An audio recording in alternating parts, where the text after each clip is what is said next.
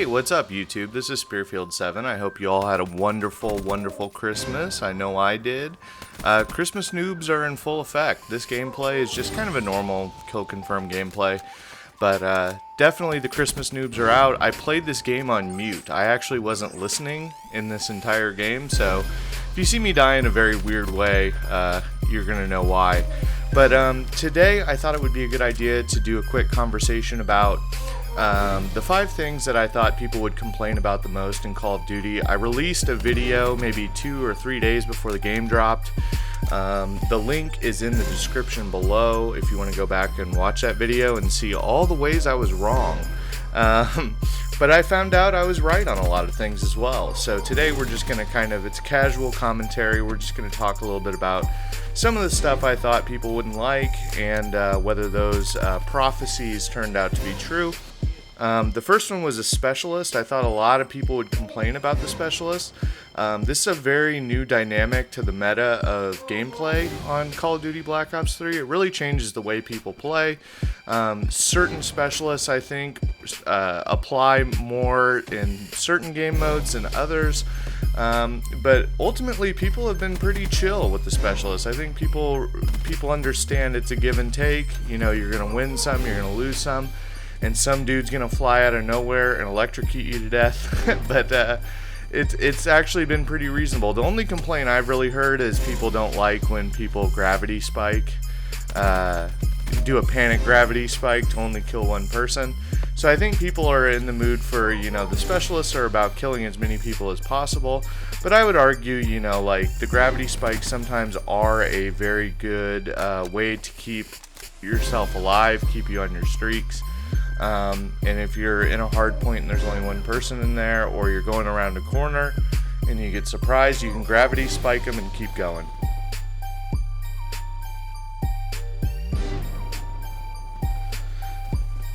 The second one was flinch, and flinch I thought would be a lot more complained about than it actually is. Now, I think I've maybe overestimated or actually underestimated how many people in BO2 and in earlier games didn't play with toughness.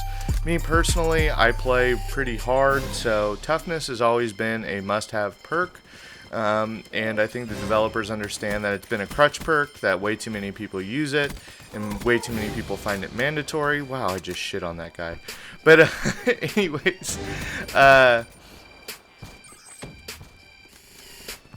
I hang out on Reddit a lot, and the people on Reddit have complained about flinch, but me personally, I don't really have a problem with it. I've adjusted my gameplay accordingly.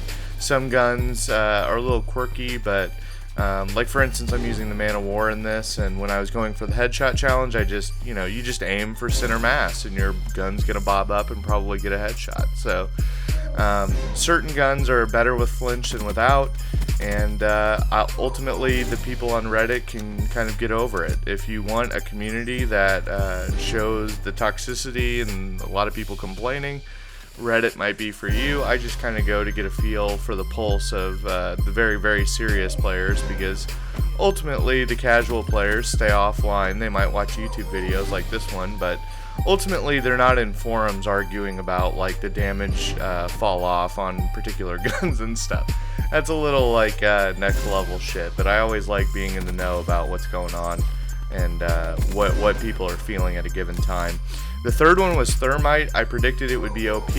Now, I was wrong about that. I don't see a lot of people using thermite, but in my defense, I've used thermite on both the beta and the final game, and they have really nerfed the splash damage and damage potential. In the beta, it was awesome. You could throw it at people and kill them, or weaken them to like a one-shot, type of potential where you can get a kill in one shot.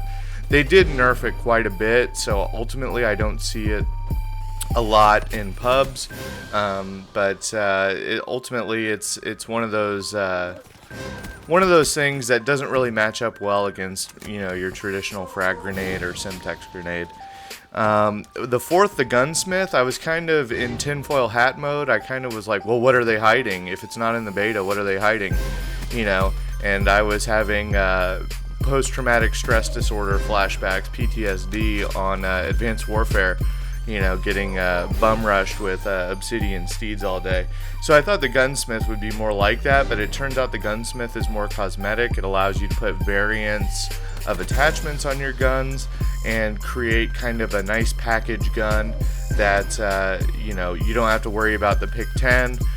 The pick 10 still applies to all of your attachments, but sometimes it's good to have just like 2 or 3 classes, and you can go into create a class and easily equip one of them. Like if you're playing S&D, you can equip your suppressor class, or if you're going for headshots, you can equip your high caliber class, or that kind of thing. So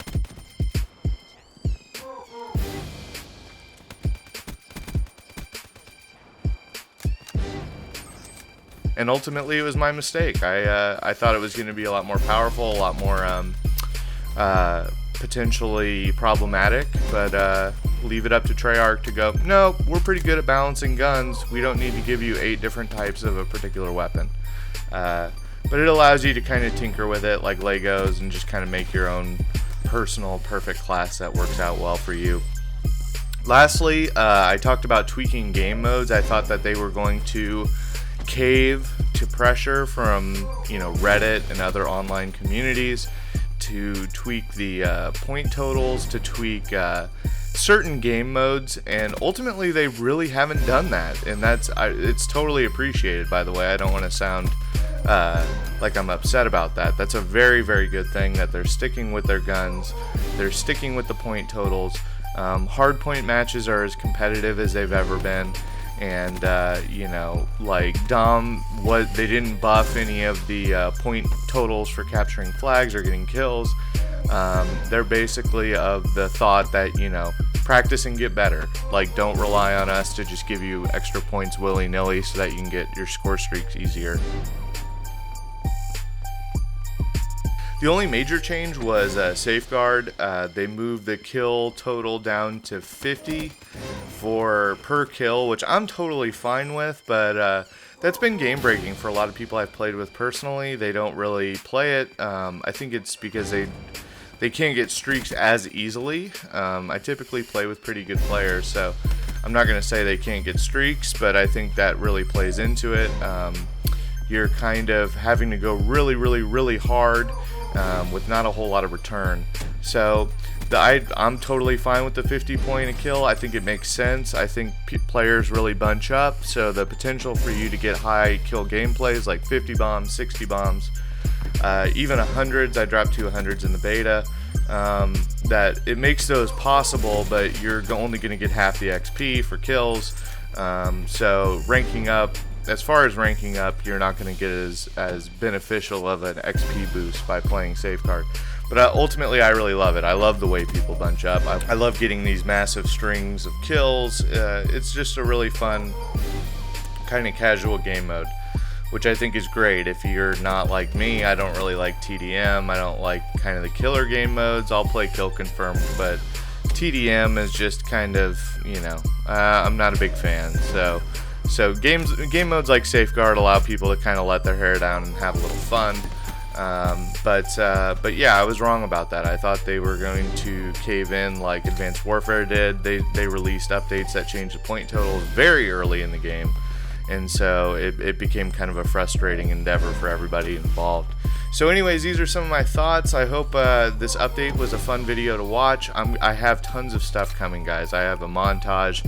I have another episode of Beast Mode or Bullshit, and some other things. I'm going to be doing a year-end thing where I share my best video, my worst video, and give kind of a commentary about the year in review. I've released maybe like 45 or 50 videos in the past year, which is really great, and I hope that the new year brings a lot more stuff to share with y'all. But anyways, I hope you all enjoyed the video. If you did, please remember to smash the like button. And until next time, this is Spearfield 7. Peace.